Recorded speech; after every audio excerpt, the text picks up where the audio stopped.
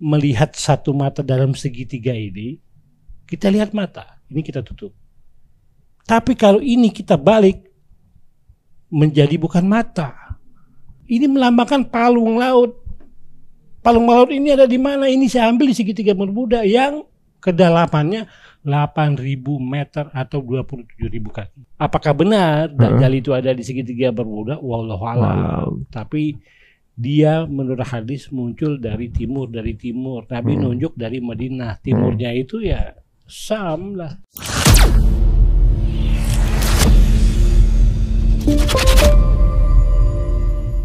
Kalau Muhammad Isa Daud, dia meyakini Dajjal sudah berpindah dari yang disebutkan oleh Rasul di satu pulau.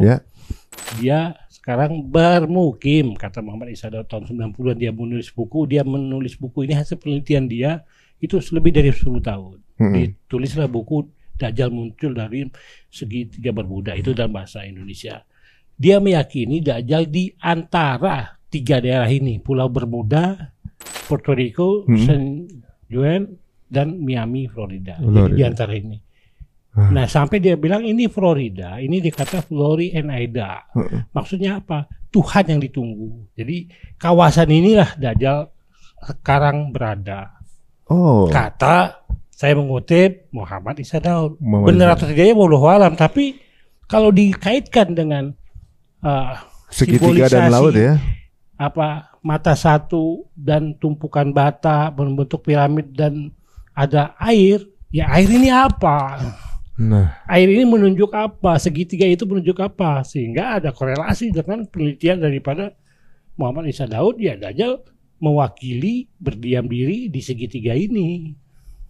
Dan banyak keanehan di segitiga ini. Iya, banyak keanehan yang dari kita kecil kan kita udah dengar banyak yang aneh. Kapal hilang, orang lewat belayar. Penjelasan saintifiknya apa? Tidak ada sampai sekarang. Yang menjelaskan, tapi fakta telah membuktikan pulau ini misterius.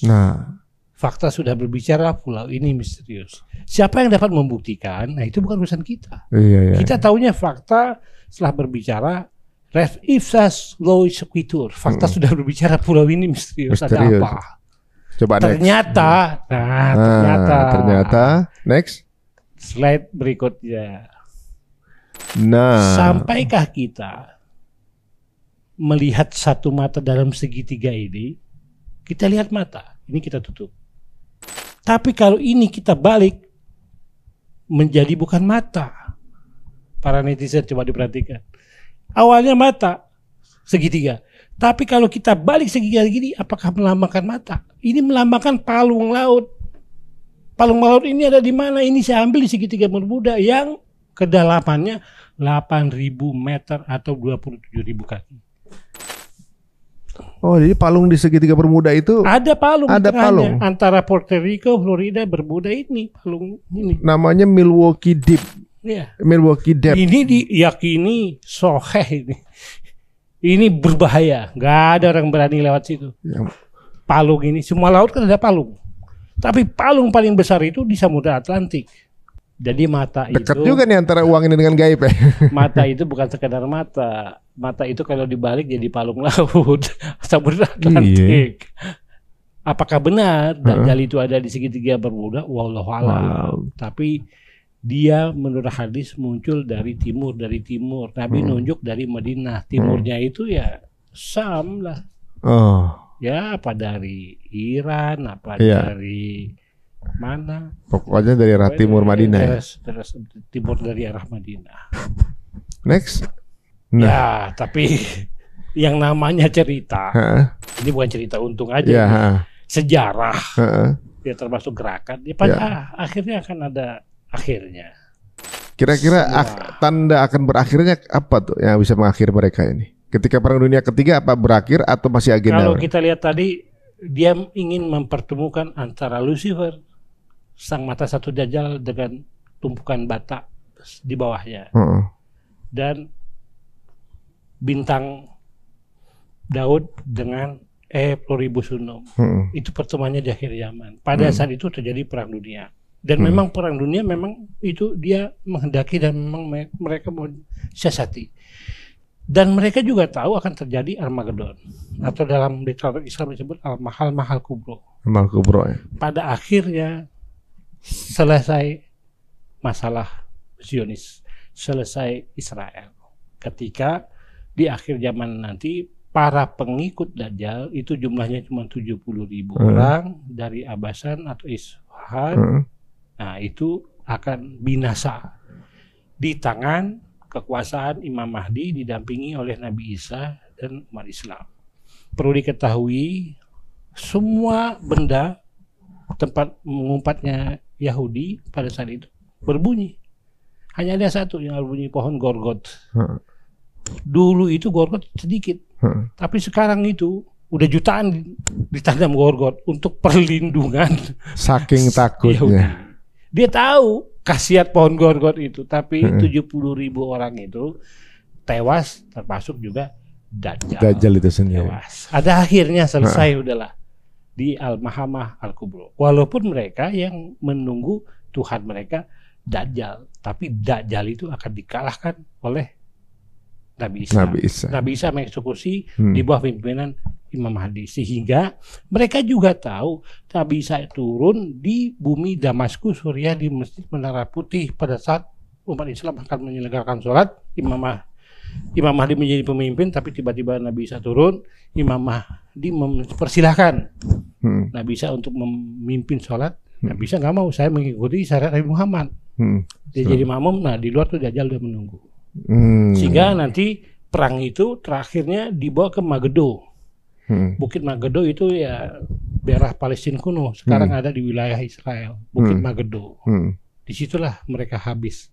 Akhir riwayat Zionis. Armageddon. Jadi Armageddon juga ternyata ada juga di Islam. Mageddo. Bukit Mageddo. Bukit Mageddo terjadi berakhirnya ke Zionis. Ada akhirnya ya. Sekarang dia silahkan aja lah. Yang kita bicarakan ini adalah proses sejarah yang berlangsung sampai sekarang dari sekitar 400 tahun yang lalu. Atau mungkin sebelumnya ya, sebenarnya sudah ada. Sebelumnya. Ya. Yang sebenarnya dari 17 saja itu. Atau mungkin sebenarnya dari zaman ada Dajjal, atau juga dari awal zaman, cuma pelakunya aja beda-beda, jangan-jangan. Gitu ya kan? Jangan-jangan pelakunya beda-beda. Orang saya dengar dari salah satu ustadz bahwa Rothschild itu masih ada nasab ke Namrud katanya. Iya, bisa jadi. Kalau ada nasab berarti seumur hidup umat manusia yang memiliki akidah itu akan selalu berurusan sama bawahannya Azazil gitu. Ini nggak main-main nih Rothschild. Dia yang bisa memfasilitasi membangun Freemasonry Illuminati sampai dengan saat ini. Dia bisa mempengaruhi berbagai negara. Semua negara dia. Jadi Nabi Ibrahim dulu lawan Namrud. Sekarang kita keturunannya secara akidah sama beliau masih ngelawan keturunan mereka juga deh. Waduh jasa kolaher ini Dok. Ini lumayan daging dan gemuk, mudah-mudahan gak ada masalah dengan audio lagi ya teman-teman semua. Amin. Bisa sambil kita tampilkan slide-nya supaya lebih membuat teman-teman mungkin curious untuk mencari tahu ya. Boleh sependapat boleh nggak? Tapi mungkin supaya meyakinkan silahkan cari tahu, research sendiri. Kalau dirasa teman-teman ada merasa ada argumentasi yang bagaimana, monggo silakan itu di kolom komen. Tapi ini adalah sebuah visi dari sebuah penelitian. Jadi ibaratnya sesuatu yang bahkan ini bukan hanya dokter Khair juga yang meneliti gini, banyak juga ada dari berbeda angle ujungnya tetap sama. Jadi ibaratnya, wah kita mau pakai angle yang mana kok juga bisa mirip ya gitu. Kalau dalam hukum itu ada makna-makna simbolik. Jadi hukum itu bukannya teks yang tertulis, tapi juga dalam teks itu ada simbol-simbol makna tertentu. Banyak kode semiotik ya. Jadi ada makna-makna simbolik yang tidak diketahui orang dalam satu teks. Gitu. Jadi ada makna tersirat yang perlu kita pelajari. Aduh Dok, kayaknya kita akan ada lagi nanti pembicaraan berikutnya ya Dok nih, dengan topik yang banyak topik yang lain yang belum kita bicarakan ya. Ada lagi Neolib lah, ada lagi Karbala lah, macam-macam ya. Jangan kemana-mana teman-teman semuanya, tulis di kolom komen kira-kira ide apa yang akan kita bicarakan dengan Prof. Makanya jangan beranjak di channel Cerita Untung. Mudah-mudahan dapat keberuntungan secara ilmu. Amin ya rabbal. Sampai ketemu lagi. Assalamualaikum warahmatullahi wabarakatuh. Waalaikumsalam warahmatullahi wabarakatuh.